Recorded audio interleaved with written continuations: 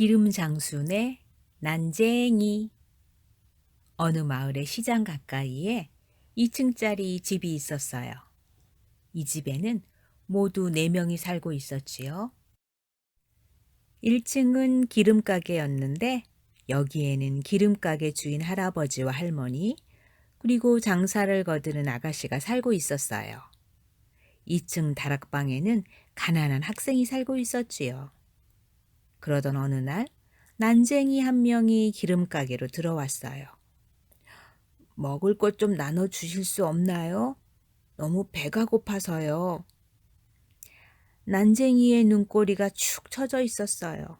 정이 많은 할아버지와 할머니는 큰 접시에 보리죽을 담아 내주었지요.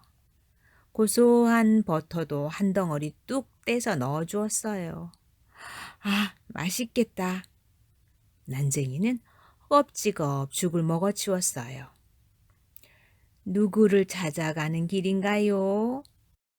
할머니가 물었어요. 아니에요. 난쟁이는 힘없이 고개를 저었어요. 여행을 하고 있어? 할아버지가 물었어요. 아니에요. 난쟁이는 한숨을 쉬었어요. 그럼 우리 동네에는 어떻게 오게 되신 거예요?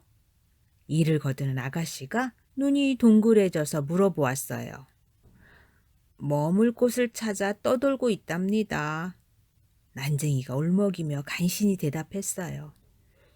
할아버지와 할머니는 난쟁이가 가엾다는 생각이 들었지요.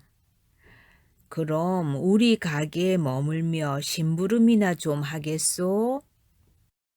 할아버지가 물었어요. 정말이요?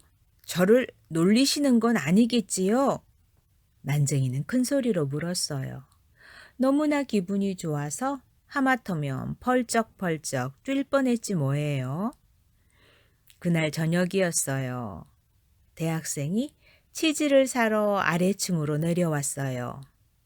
학생, 나하고 이야기나 좀 하지 그래. 할머니는 이야기하는 걸 아주 좋아했어요. 말재주가 뛰어났거든요.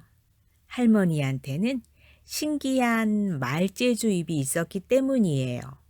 그걸 척 붙이기만 하면 쉬지도 않고 말이 새어나오는 것이었어요. 아, 그러지 마, 할멈. 학생은 공부를 해야 한다고. 할아버지가 말렸어요. 그리고 종이에 싼 치즈를 내밀었어요. 할아버지가 잔돈을 거슬러 주는 동안 대학생은 종이를 물끄러미 바라보았어요. 그러다가 눈이 휘둥그레졌지 뭐예요. 세상에, 이건 귀한 시예요. 어쩜. 그래? 버터를 싸주려고 사온 책을 찢은 것인데 저기 나머지 부분이 있어. 나한테 사려나? 돈이 없는데요. 아, 그럼 치즈 대신 책을 살래요. 빵은 치즈 없이도 먹을 수 있으니까요. 대학생은 조금 전에 산 치즈를 도로 내밀었어요. 할아버지는 치즈를 자르는 도마 위에서 책을 가져다 주었어요. 나는 그래도 치즈가 좋아. 시야 읽지 않아도 그만이지 뭐. 할아버지가 빙그레 웃으며 말했어요. 이런, 할아버지는 시에 대해서는 저기 있는 빈 통보다도 못하시군. 대학생이 한쪽 구석에 세워져 있는 빈 통을 가리키며 웃었어요. 그러자 할아버지도 껄껄 소리내어 웃었어요. 버릇없기는 해도 할아버지는 대학생과 농담을 주고받는 걸 좋아했거든요. 하지만 난쟁이는 화가 났어요. 너무나 화가 나서 머리카락이 비죽비죽 솟을 지경이었지 뭐예요. 응? 무슨 말을 저렇게 한담? 저렇게 자애로운 할아버지께 빈통보다 못하다고 하다니. 이런 고약한 녀석. 난쟁이는 깊은 밤이 되기를 기다렸어요. 그리고 모두 잠든 사이에 할머니와 할아버지의 방으로 숨어들었어요. 할머니의 말재주 잎을 몰래 빌리려고 한 거지요. 그걸 입에 붙이고서 대학생에게 한바탕 퍼부어 주려고 말이에요. 아, 저기 있구나. 말재주 잎을 쥐고 방에서 나오자마자 아까 대학생이 가리켰던 빈 통 위에 말재주 잎을 떡 붙였지요. 내가 시를 모른다는 게 사실이냐? 난쟁이가 빈통에게 물었어요. 그러자 빈통이 말을 하는 게 아니겠어요? 무슨 말씀이에요? 시에 대해서라면 대학생보다 더 많이 알고 있어요. 옳거니 됐어. 난쟁이는 통에서 말재주 잎을 떼어냈어요. 그리고 2층으로 올라갔지요. 대학생은 아직 잠들지 않은 모양이에요. 문틈으로 아직 빛이 새어나오고 있었거든요. 에이, 뭘 하느라고 아직 안 자는 거야? 난쟁이는 열쇠 구멍에 눈을 갖다 댔어요. 그러다가 뒤로 벌렁 넘어지고 말았지요. 대학생의 방에서 엄청난 일이 벌어지고 있었지 뭐예요. 찢어진 시집에서 빛이 솟아오르더니 번쩍거리는 나무로 변하는 게 아니겠어요? 세상에 이게 무슨 일이람? 난쟁이는 눈앞의 광경을 믿기 어려워 눈을 끔뻑거리기도 하고 머리를 도리도리 흔들어 보기도 했어요. 그리고는 얼른 문 앞에 바짝 다가가서 방 안을 훔쳐보았지요. 조금 전에 본 것은 분명 진짜 일어나고 있는 일임에 틀림없었어요. 빛으로 솟아오른 나무에서는 탐스러운 꽃이 피고 열매가 맺혔어요. 나뭇잎이 스르르 움직이자 처음 들어보는 음악이 울리기 시작했어요. 이건 말도 안 돼. 그럼 말도 안 되고 말고.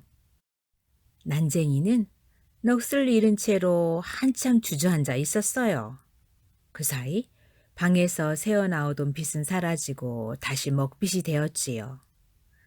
그 엄청난 광경을 본 난쟁이는 고민에 빠지고 말았어요.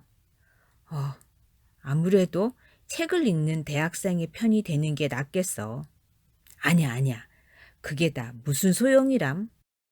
할아버지는 내가 배고플 때마다 맛있는 죽을 주시는 걸. 맞아. 할아버지의 편이 되는 게 낫겠어. 난쟁이는 생각하고 또 생각했어요. 하지만 좀처럼 누구의 편을 들어야 할지 결정을 내릴 수가 없었지요. 그래서 난쟁이는 매일 밤 2층으로 몰래 올라가 방 안에서 벌어지는 엄청난 일을 구경했어요. 그럴 때마다 배고픔이나 죽 같은 건 그리 중요하지 않은 것처럼 느껴졌어요. 하지만 막상 배가 고파지면 할아버지 생각만 났어요. 책이 펼치는 환상의 세계 같은 건 아무 소용도 없었고 무엇이라도 먹고 싶었거든요. 그러던 어느 날이었어요. 느닷없이 소리를 질러대는 사람들 때문에 잠에서 깨어났지요. 아이고 이를 어째, 사람 살려요. 집안에 개가 있어요. 구해주세요 제발. 사람들은 저마다 아우성이었어요. 동네에 큰 불이 났던 거예요. 어서 중요한 것들을 챙겨. 할아버지가 소리치고 금고에서 돈을 꺼냈어요. 할머니는 보석과 말재주 잎을 챙겼지요. 그리고 아가씨는 비단으로 만들어진 커튼을 뜯어내려고 안간힘을 썼어요. 난쟁이는 자기도 모르게 2층으로 뛰어 올라갔어요. 그리고 대학생이 보던 시집을 챙겨 아래로 내려왔지요.